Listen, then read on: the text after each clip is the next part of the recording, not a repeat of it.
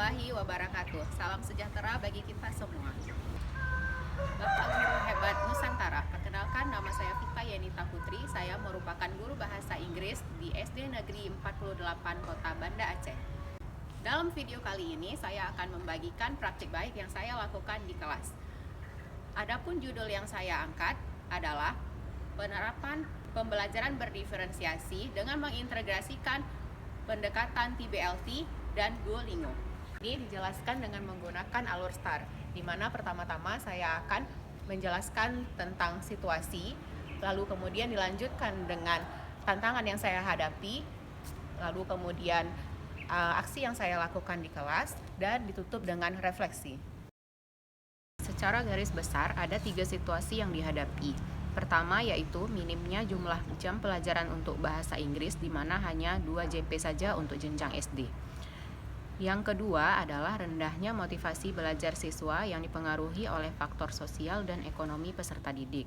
Dan situasi terakhir yang dihadapi yaitu minimnya sumber belajar yang dimiliki oleh sekolah. Hal ini dikarenakan bahasa Inggris merupakan mata pelajaran baru di tahun ini. Namun demikian, ada beberapa tantangan yang saya hadapi dalam melaksanakan praktik baik ini. Yang pertama yaitu ada beberapa siswa yang tidak memiliki handphone maupun laptop. Jenis perangkat ini diperlukan dalam proses pembelajaran untuk mengakses platform Duolingo. Untuk mengatasi tantangan tersebut, saya memanfaatkan Chromebook yang dimiliki sekolah untuk dapat digunakan oleh siswa. Adapun tantangan kedua yaitu sekolah tidak memiliki jaringan internet yang dapat digunakan oleh siswa mengunjungi platform Duolingo. Untuk mengatasi tantangan ini, saya membagikan hotspot pribadi yang bisa digunakan oleh siswa untuk mengakses konten yang telah disediakan. Adapun tantangan yang terakhir adalah rendahnya kemampuan literasi digital yang dimiliki oleh siswa. Yang dimaksud dengan literasi digital di sini adalah kecakapan siswa dalam memanfaatkan media digital, terutama dalam mengakses dan mengeksplor laman Duolingo. Untuk mengatasi tantangan ini, saya terlebih dahulu memperkenalkan kepada mereka laman platform tersebut dan memandu mereka bagaimana menggunakannya. Selain itu, juga saya memperkenalkan fitur-fitur yang tersedia dan melatih mereka menggunakannya agar mereka menjadi lebih terbiasa. Sebelum memulai proses pembelajaran, saya terlebih dahulu merancang modul ajar dengan mempertimbangkan karakter peserta didik dan konteks sekolah. Selain itu, juga saya mempersiapkan bahan ajar dan media pembelajaran, di mana salah satu media yang digunakan adalah platform Duolingo. Adapun aktivitas inti dari praktik baik ini adalah, pertama-tama, siswa diajak berdiskusi ringan untuk berdiskusi mengenai kegiatan sehari-hari yang mereka lakukan. Hal ini agar pembelajaran menjadi lebih kontekstual. Setelah itu, siswa diajak untuk menonton video singkat tentang kegiatan sehari-hari dalam bahasa Inggris. Pada aktivitas ini, strategi diferensiasi yang dilakukan adalah diferensiasi konten, di mana bagi siswa yang gaya belajarnya visual dapat melihat gambar-gambar di layar proyektor. Sedangkan untuk siswa yang gaya belajarnya audio, mereka dapat mendengarkan penjelasan guru dan dari video itu sendiri. Dikarenakan menggunakan pendekatan TBLT atau Task-Based Language Teaching, di mana pendekatan ini mendorong pengajaran bahasa Inggris yang berfokus pada penggunaan tugas-tugas nyata untuk mendorong siswa mempraktikkan keterampilan berbahasa. Vocabulary building dilakukan dengan meminta siswa untuk bekerja dalam kelompok mencocokkan gambar kegiatan sehari-hari dengan kata-kata dalam bahasa Inggris yang sesuai. Di sini saya membagikan set kartu gambar dan kata yang harus dicocokkan oleh siswa. Pada aktivitas ini, strategi diferensiasi proses dilakukan, di mana siswa dikelompokkan berdasarkan kemampuan bahasa Inggris mereka. Siswa yang lebih mahir bisa mendapatkan kosakata yang lebih kompleks, sementara siswa pemula menggunakan kosakata dasar.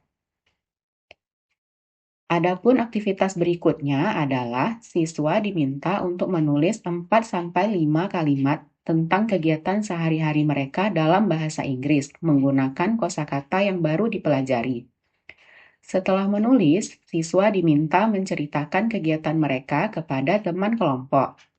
Pada aktivitas ini juga ada dilakukan strategi diferensiasi, di mana bagi siswa yang kemampuannya masih rendah dapat menggunakan kalimat sederhana. Sedangkan untuk siswa yang lebih mahir, mereka ditantang untuk menulis kalimat yang lebih kompleks. Adapun aktivitas berikutnya adalah siswa diminta untuk mengakses platform Duolingo, di mana mereka berlatih kosakata dan struktur kalimat. Di sini, saya membimbing siswa mengakses tugas spesifik di Duolingo terkait tema daily routine.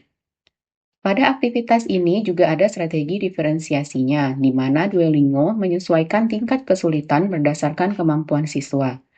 Siswa yang sudah maju bisa lanjut ke level lebih tinggi, sedangkan siswa pemula tetap berlatih di level dasar. Setelah semua kegiatan pembelajaran inti dilakukan, siswa diajak untuk melakukan refleksi di mana mereka berbagi kalimat atau pengalaman saat menggunakan Duolingo. Selain itu, juga mereka mendiskusikan kesulitan atau hal menarik yang mereka temui selama proses belajar. Tidak hanya itu, siswa juga diminta untuk melanjutkan latihan di Duolingo selama 10-15 menit sehari dan melaporkan kemajuan mereka dalam pertemuan berikutnya sebagai tindak lanjut kegiatan di kelas. Setelah melakukan praktik baik ini, saya dapat mengambil pembelajaran bahwasanya menggunakan pendekatan TBLT yang diintegrasikan dengan platform Duolingo sangat membantu guru dan siswa dalam melaksanakan proses pembelajaran. Hal ini dikarenakan tingkat efektivitas dan efisiensi yang tinggi saat proses pembelajaran berlangsung, dan juga seluruh jam pelajaran yang tersedia dapat dimaksimalkan untuk kegiatan yang bermakna. Selain itu, pelaksanaan praktik baik ini juga tergolong efektif dalam meningkatkan motivasi dan tingkat keterlibatan peserta didik dalam proses pembelajaran. Hal ini saya simpulkan berdasarkan hasil observasi keaktifan belajar siswa yang menunjukkan bahwa hampir seluruh siswa mendengarkan penjelasan yang disampaikan oleh guru, mengamati slide pelajaran, melakukan demonstrasi secara individu, dan mengerjakan latihan yang diberikan. Tidak hanya itu, tingkat keterlibatan mereka dalam berdiskusi dengan teman di dalam kelompok dan mengemukakan pendapat juga tinggi. Hal ini membuktikan bahwasannya penggunaan praktik baik ini sangatlah berdampak positif bagi siswa.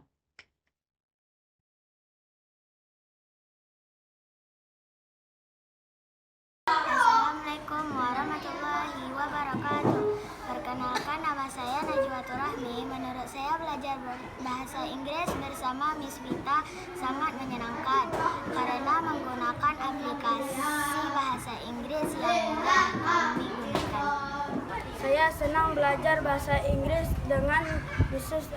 Vita karena pelajarannya menarik dan gampang. Terima kasih.